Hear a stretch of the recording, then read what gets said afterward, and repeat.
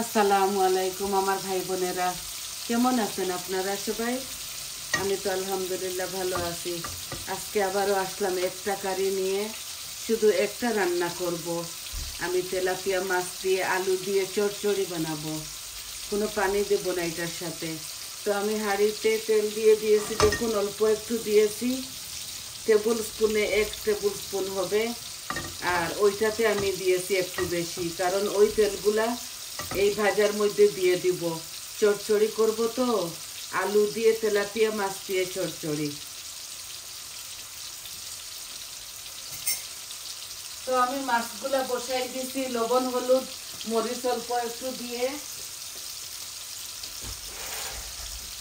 মাছগুলা ভাজা ভাজা হয়ে যাক। আর এখানে বাগারটাও বসাই দিব।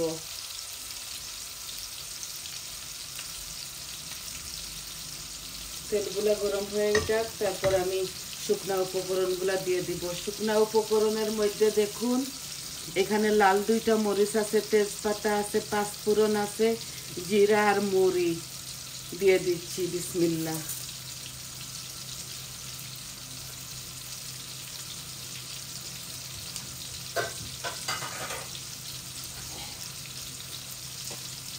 এইটা একটু ডিফারেন্ট স্টাইলে রান্না করতেছি। আই হোপ আপনাদের ভালো লাগবে।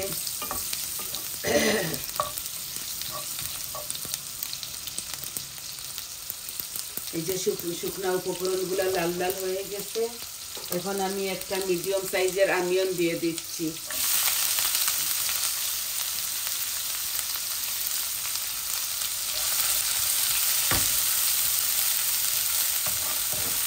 আমি বেশি তেল দেই নাই, আমি অল্প করে দিচ্ছি।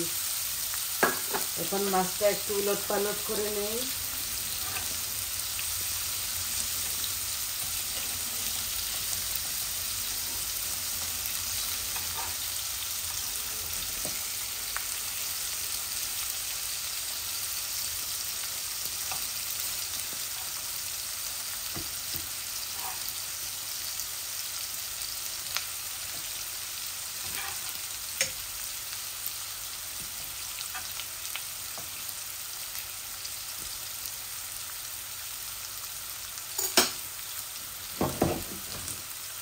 এই মাছগুলা ভাজা ভাজা হয়ে যাক। আর আমার দেখুন মশলাটা লাল লাল হয়ে যাচ্ছে। আমি কিন্তু লবণ দেই নাই এখনো। এই যে টমেটোগুলা, চেরি টমেটো দিয়ে দিলাম।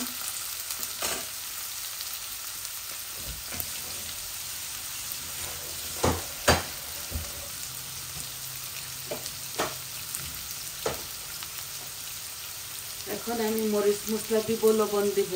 লবণ আমি মাছের মধ্যে দিয়েছি, এটার মধ্যে দেখি 1/2 চামচ দিচ্ছি, লাগলে পরে দেওয়া যাবে। আর এখন আমি মরিচ মশলাও দিয়ে দিব। এত বেশি কিছু দিব না, এটার সাথে হালকা পাতলা করে রান্নাটা রেঁধে ফেলবো। আমার পেঁয়াজগুলা ভাজা ভাজা হয়ে গেছে। এখন আমি হলুদ দিচ্ছি। এই দেখুন হলুদ 1/2 চামচ দিলাম। মরিচ আমি 1 চামচ ভর্তি করে দেই নাই। আর অল্প একটু কারি পাউডার দিচ্ছি, সব কিছু অল্প অল্প করে। আর ধনিয়া দিচ্ছি। যে এই হয়ে গেছে আমার মরিচ মশলা দেওয়া। আমি বলেছি এইটা পাতলা, হালকা পাতলা করে রান্না করব। এটা আমি ডিফারেন্ট স্টাইলে রান্না করতেছি। এখন একটু গরম পানি দিয়ে দেই, যাতে মশলাগুলা পুড়ে না যায়।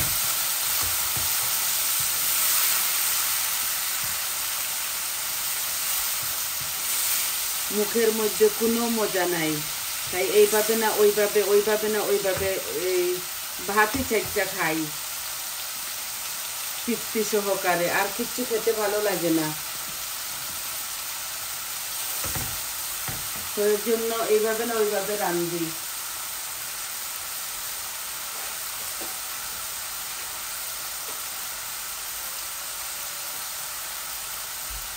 এখন আমি একটু ক্রাশ গার্লিক দিব। এই যে খুব স্বাদ এইটা। 1 চামচের মতো দিয়ে দিলাম। আর মাছ ভাজিটা আমার হয়ে গেছে।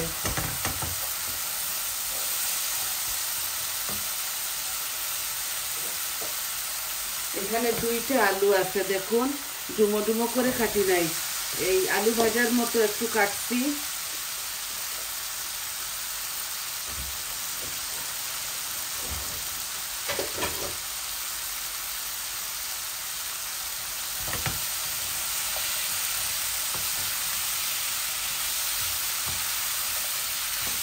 আর ভাবছি এটার সাথে কোনো পানি দিব না, বাট পানি না দিলে আলুগুলা গলবে না, তাই অল্প একটু দিয়ে দিচ্ছি গরম পানি।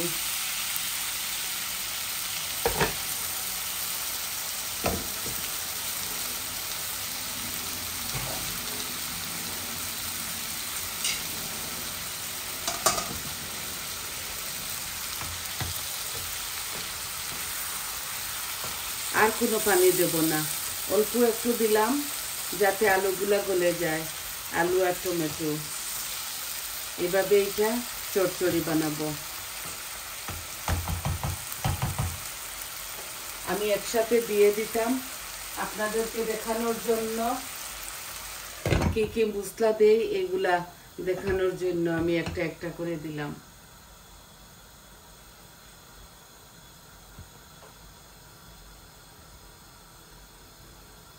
অনেক তরকারি আছে দেখুন, থেকে যায়, তো এটা শুধু চচ্চড়িটা খাবো বলে বানাইতেছি।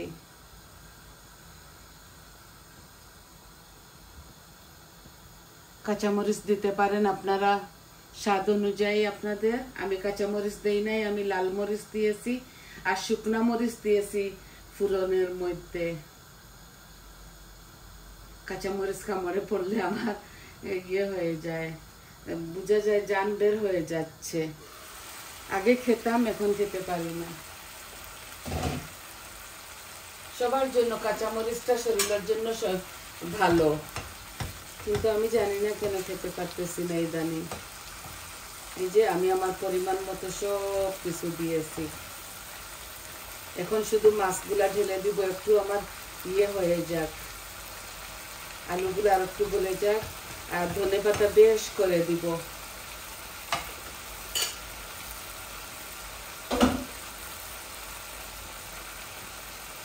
পেঁয়াজের কলি নাই, নাইলে পেঁয়াজের কলি দিয়ে দিতাম।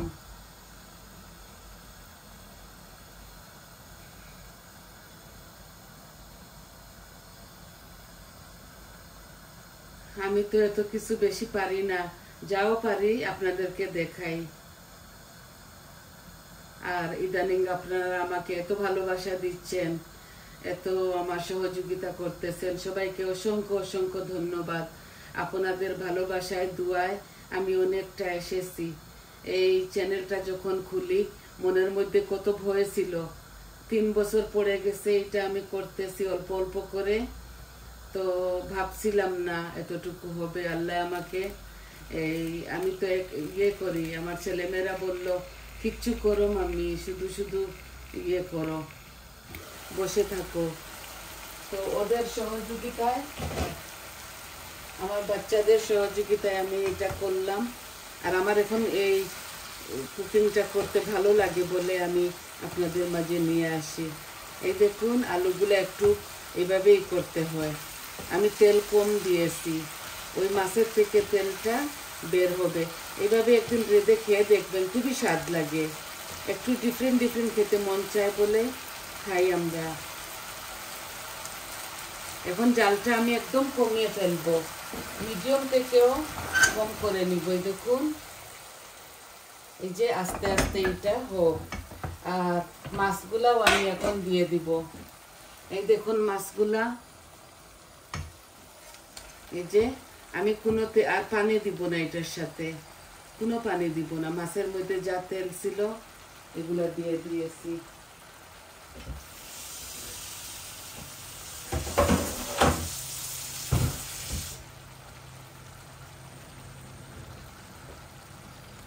আর এগুলো আমি বেশি নাড়াচাড়া করবো না, চড়চড়ি তো আস্তে আস্তে হয়ে যাবে। এই দেখুন আমি মাছগুলাকে বড় বড় করে কাটি নাই, একটু ছোট করে কাটছি এর জন্য যাতে ভাঙ্গে না। এই যে শুধু এইভাবে ডলে ডলে এটা রেঁধে ফেলবো। এখন আমি ধনে পাতা দিব, আর আপনারা চাইলে ফালি করে অনেকটা কাঁচামরিচ দিতে পারেন। এখন আমি ধনে পাতাটা দিয়ে দিচ্ছি।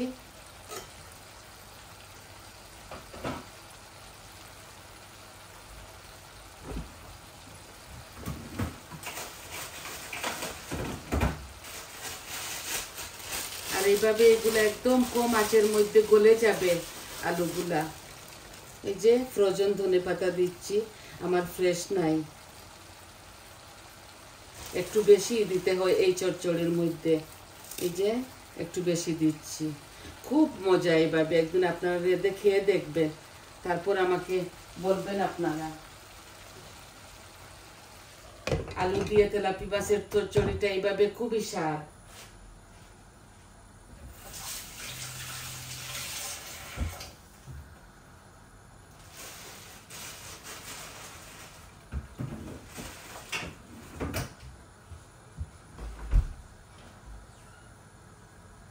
ভাবতে পারি নাই আপনারা আমাকে এতটুকু ভালোবাসছেন।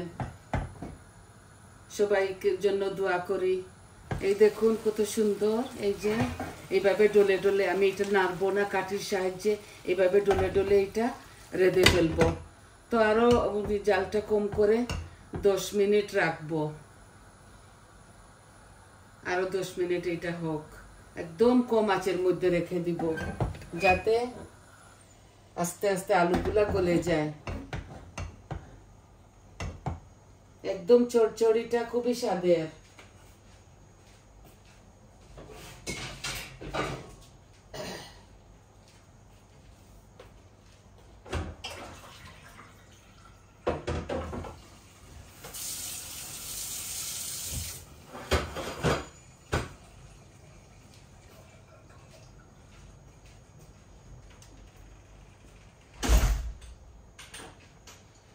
আমার মন চায় আমি ভালো ভালো কিছু দেখাই আপনাদেরকে।